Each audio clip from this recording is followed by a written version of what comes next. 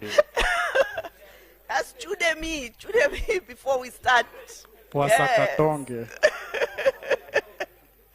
Thank you very much. Thank you very much. Now,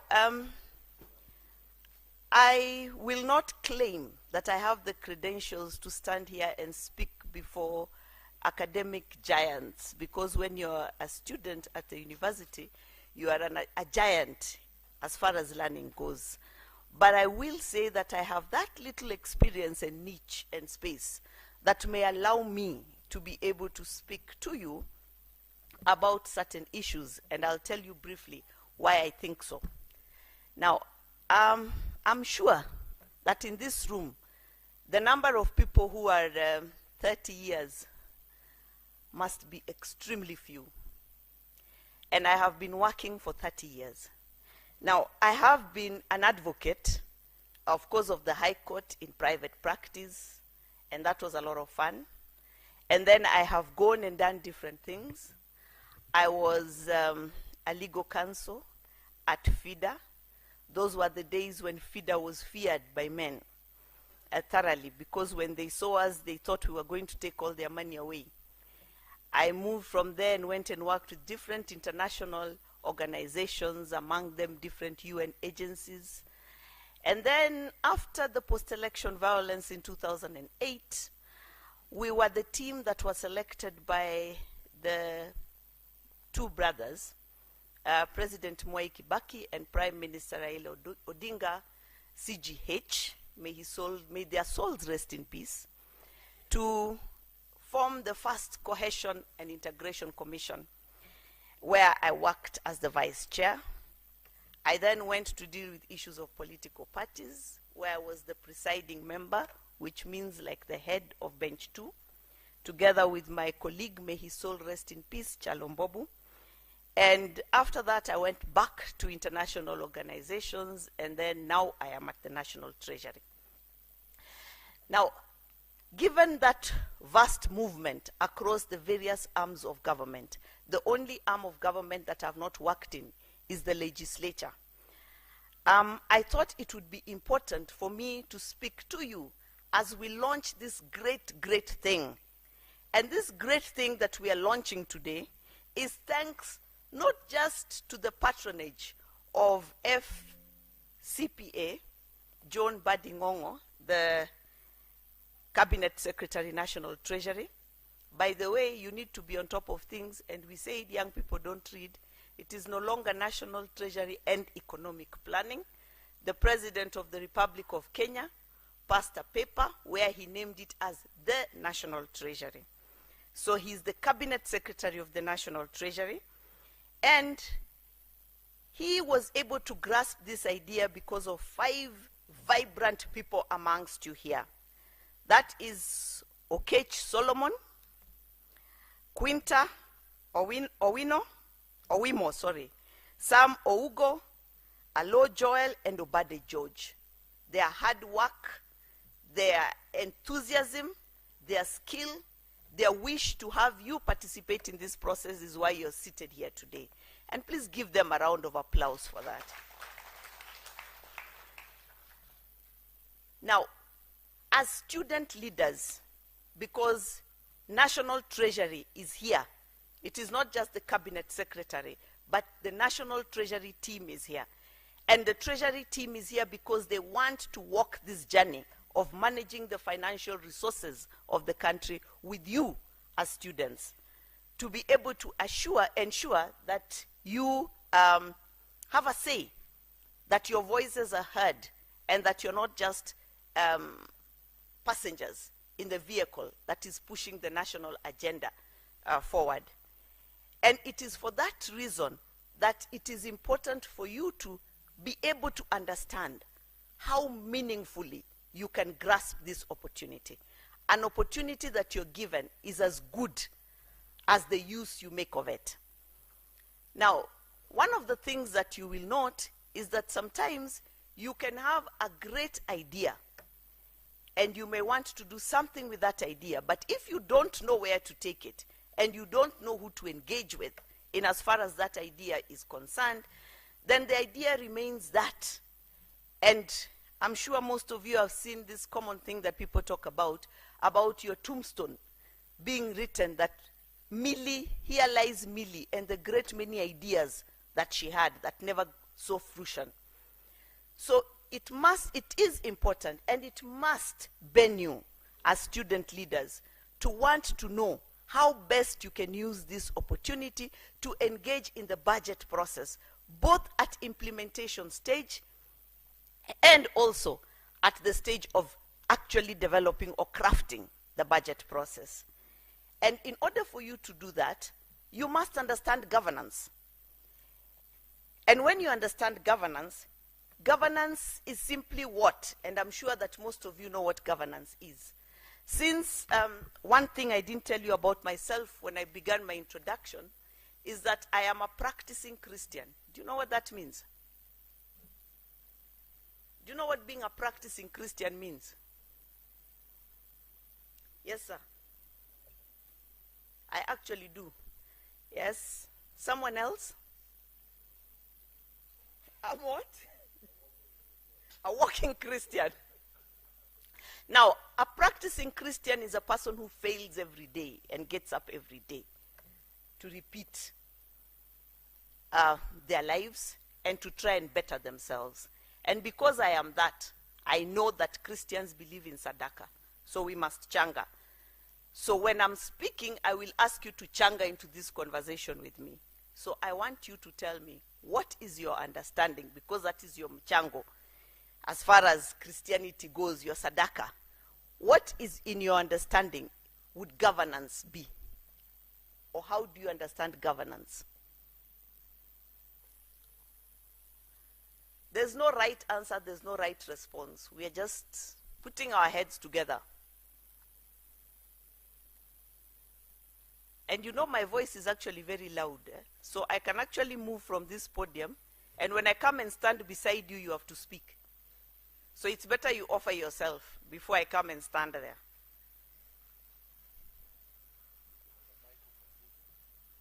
Mike, who offers your understanding of governance? We have an offer here. The gentleman right here in front.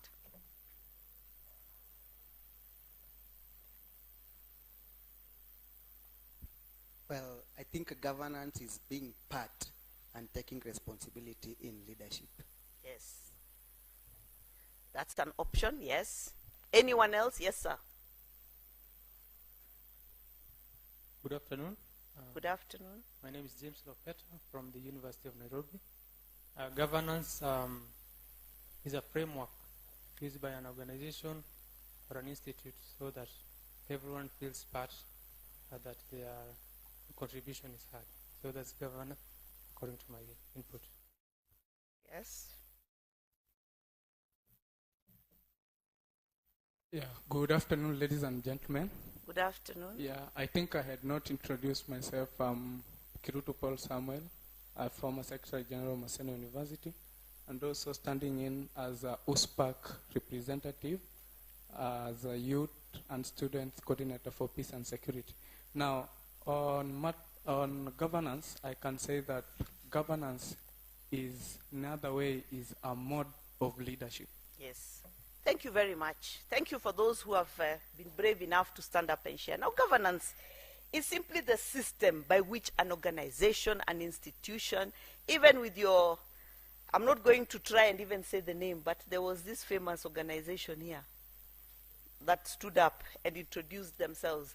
You have a structure, a way in which you govern yourselves, the rules that say how do you run. Now remember, it is important for you to understand the governance structure, both at national and county level. And not because you're going to go and sit an exam for it, but because you're leaders. And because you must understand these structures in order for you to go and engage with them and be able to push the agenda forward for the students whom you're leading. Now, that system of governance is generally the same. You'll find, for example, in all the ministries across the national government, there is a cabinet secretary, then there'll be a principal secretary. Some have one, some have two, some have three. So there'll be those principal secretaries, and those are the topmost. decision makers or policy makers within those institutions. Then you'll find there are different other people that you need to engage with, director generals, directors, at different levels, depending on what issue you're pursuing at that particular stage. Now, one of the key ministries that I think is important for us to focus on is the Ministry of Education, because being students, issues education will come up. Remember that as we are implementing the budget, you will want to know, for example, how, as budget is being implemented, resources that are meant to support your agenda as students are being rolled out. As we are planning for the next budget, because remember we are actually at the mid stage almost, and I will not speak much to it because the CS will speak to you about it this afternoon, of actually developing the next budget, that you will be able to ensure that the Ministry of Education has put in place systems or processes or proposals that will protect your interests as students. And you know what those interests are. I will not speak to them, you know them better than I do. Remember that at the national level, you'll find that the Ministry of Education has got a scope.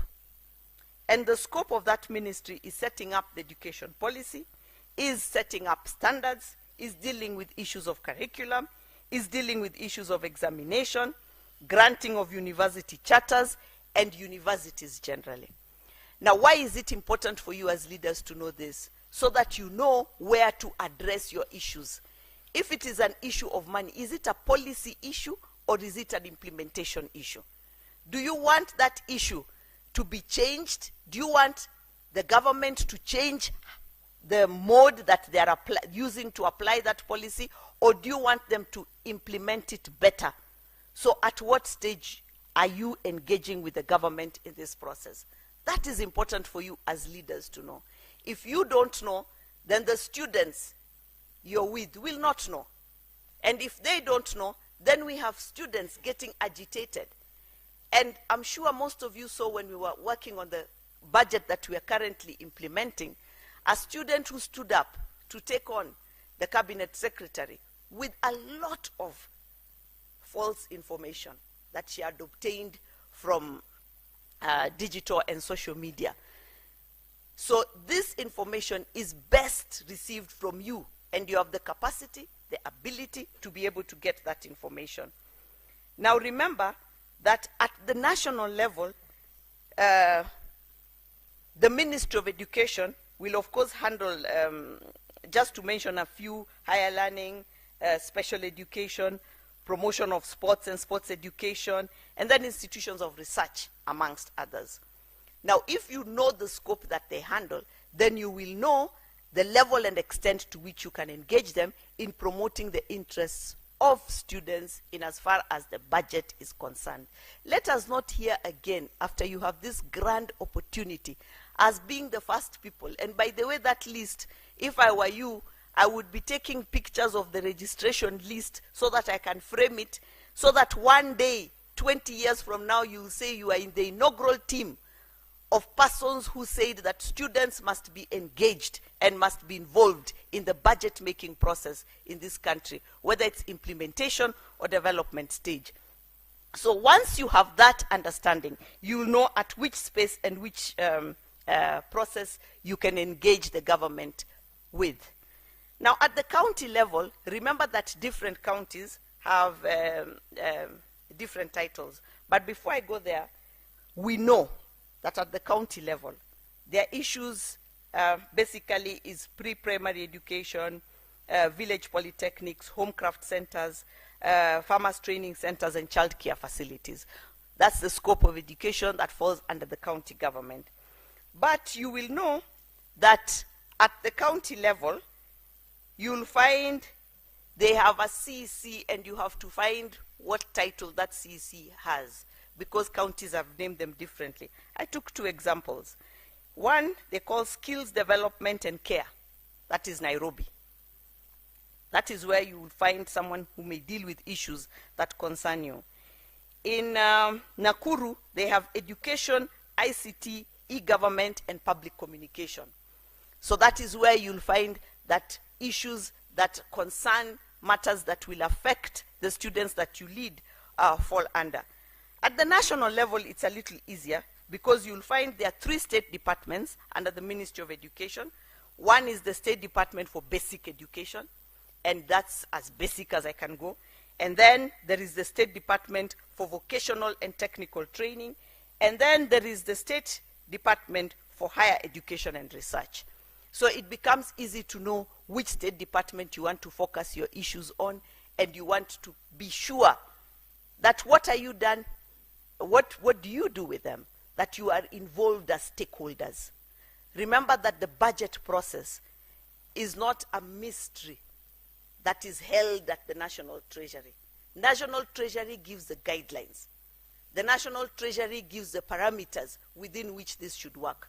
But before you come and point fingers at the National Treasury and say this is wrong, first be sure that you have engaged with the Ministry of Education at whatever level to ensure that your input, because those sectors go out and reach out to their stakeholders. Make sure that your student bodies are included as stakeholders, that they must tick in their box as having been included in their public participation forum for this engagement to be meaningful.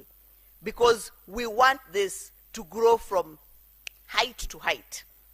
We want this to be a voice that everybody will be looking at what has happened or what has transpired in as far as the input from students is concerned when people are speaking budget and finance in this country. Now, when you look at the next ministry that I thought would be important to focus on is the Ministry of Health. Do you agree that it's key? Why? When I have spoken long for a few minutes, I must get sadaka from you. Somebody contribute. Yes, sir. Please bring the mic in front.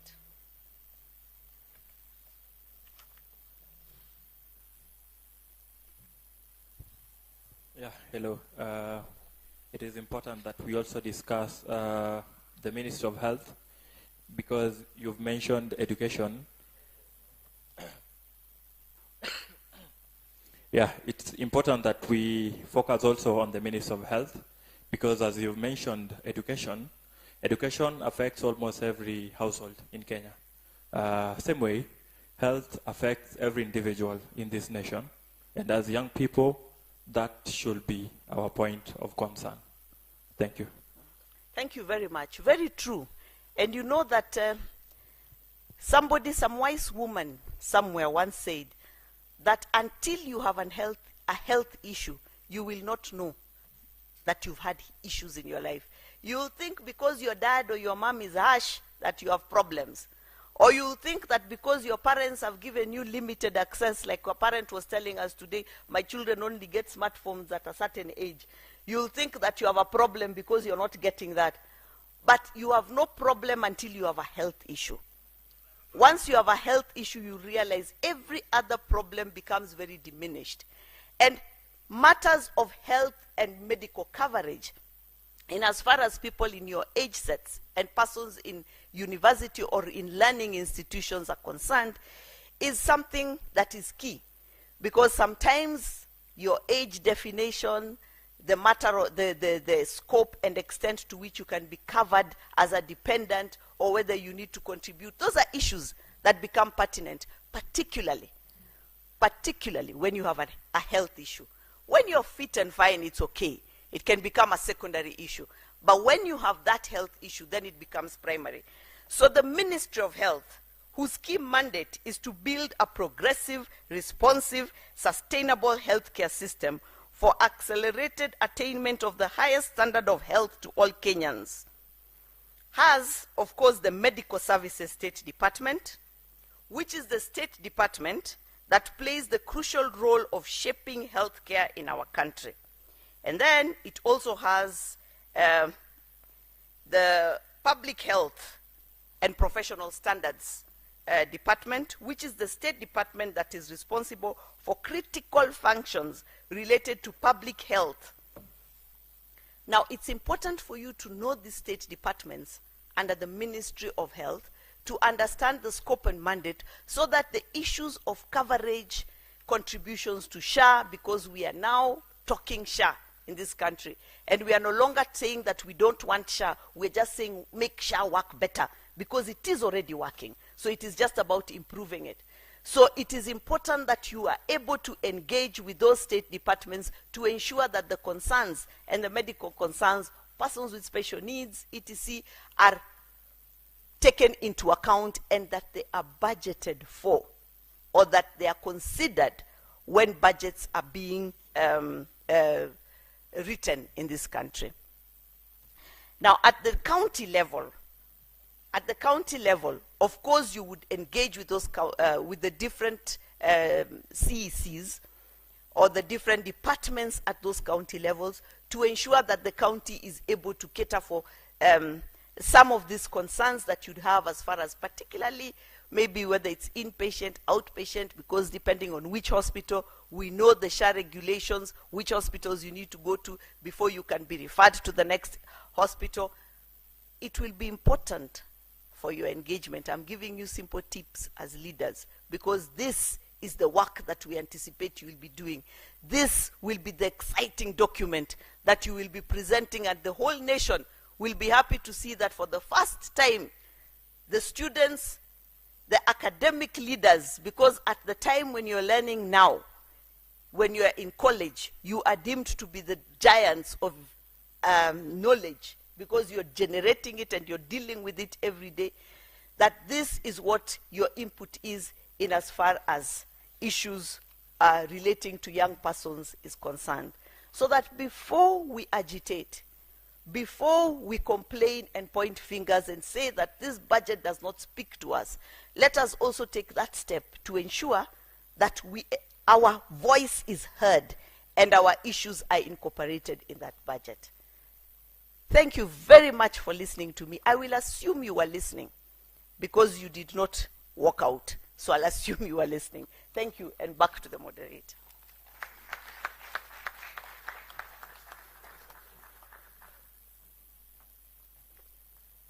Wasn't that impactful?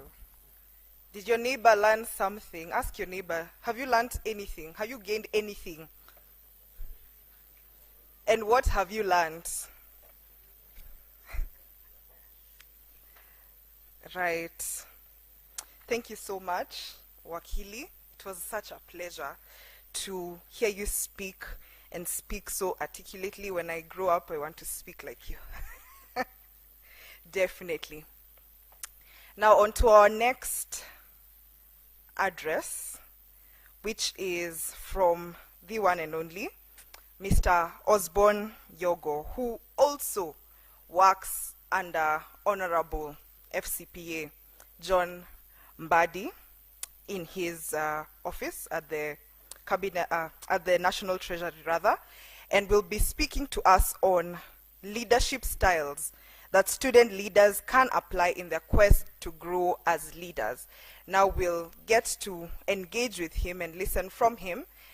He is also a leadership consultant, so you are in the room at the right time with the right person, and I would like to welcome him to address us on leadership styles and how we can adapt these various leadership styles in the situations that we get ourselves into as leaders and in the course of our leadership, and also beyond our student leadership. With a round of applause, help me welcome Mr. Osborne Yogo. Karibu sana. Hello, everyone. Hello. Well, I am conflicted as to whether to greet or not, because I noticed lack of responsiveness when it comes to greetings. So I do not know whether to chant the comrade kind of greeting or to go formal in the manner that we do it corporately, or most probably for those of us who are in the church setup to most probably do the believers kind of a wave.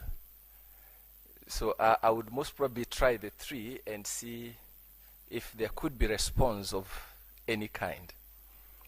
Naomba Wakristo tusalimiane hewani. Bwana Yesu asifiwe. Nijibu kama unanisikia hewani. Bwana Yesu asifiwe. Hallelujah. Then let me now try another one. Good morning, everyone. Comrades, power. Comrades, rear. Inaonekana kuna more comrades this side than that side. Wasakatonge. Niliona kuna wasakatonge wengi upande huu. Wasakatonge, rear. Thank you. Could I most probably ask, what is the entry procedure into becoming a member of Wasakatonge?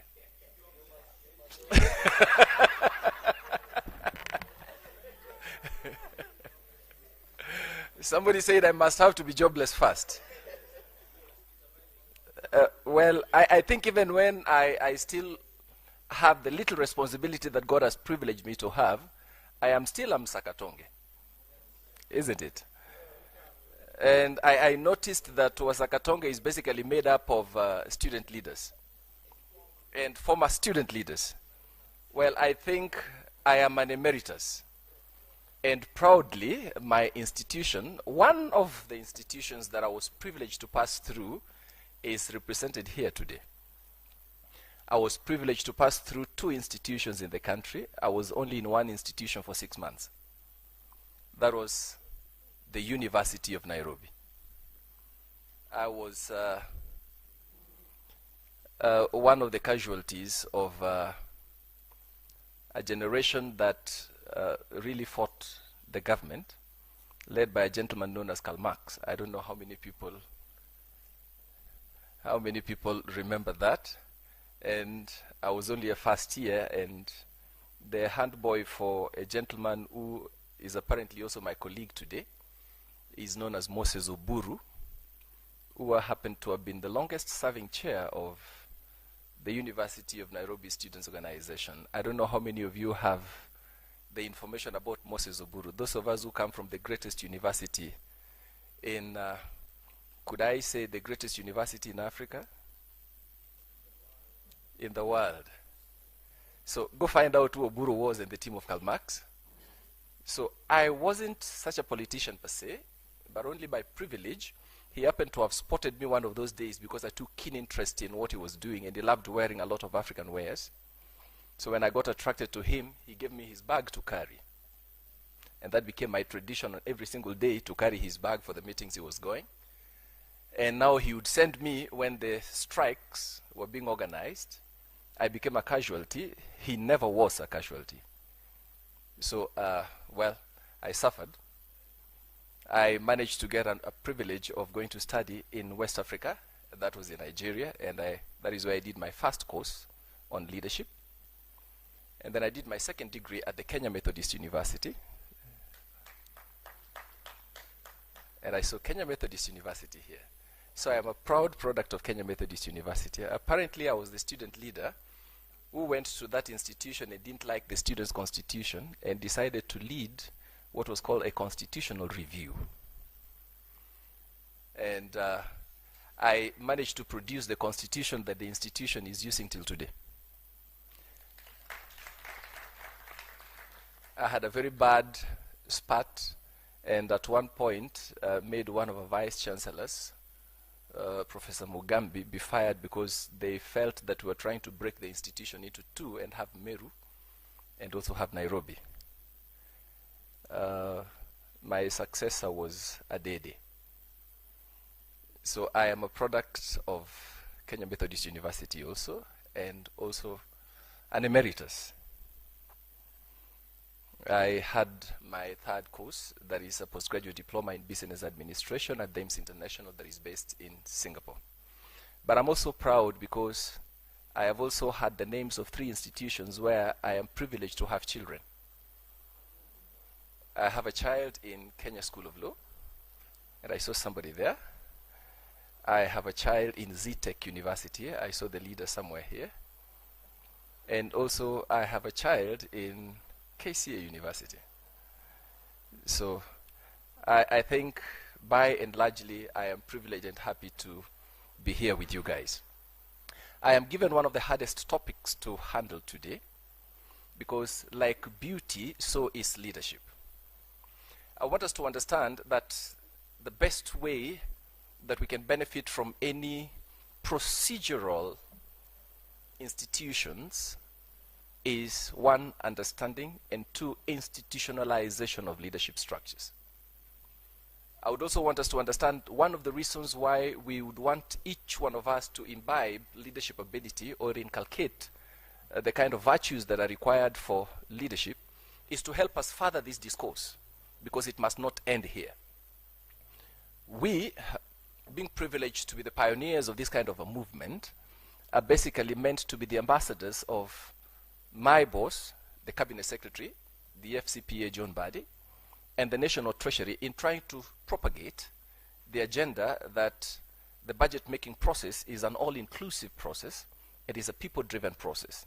Your leadership is required in trying to perpetuate this agenda and engage the young people across board in ensuring that what is the intention of the government is not only captured and agreed to by the people, but people find it as an all-inclusive process in which they can participate and their voices are heard.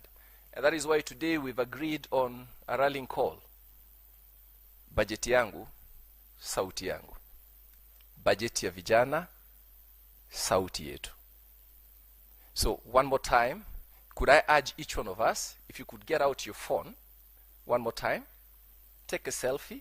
Most probably if you don't like your face, I believe that I'm one of the most handsome men that exist. You could most probably take my photo and share it and say, well, this handsome man is here to represent his boss. Could we one more time? Can I see your phones up, each one of us?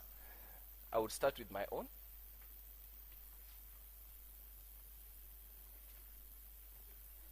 And I want to do mine in the reverse.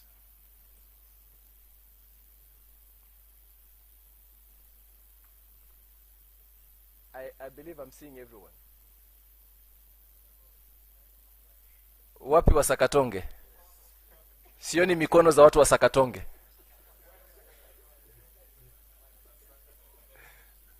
Mna Sakatonge mpaka muonekani kwa picha bwana. Well, thank you so much. I would love to have this session very brief, but as inclusive and engaging as possible. Allow me to begin by saying, why would I want us to develop the leadership skills that would help us to grow as individuals? And according to our program, is that you can apply to grow in your quest as leaders.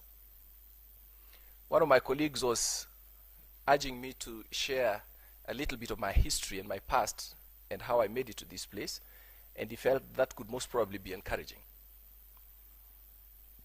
Like I've said before, I was born to a man I do not know until today. I don't know whether he's brown, blue, green, yellow, red. The only thing I know is he is black, because I'm not pointing anything. So my mother later got married in a place known as Kisumu.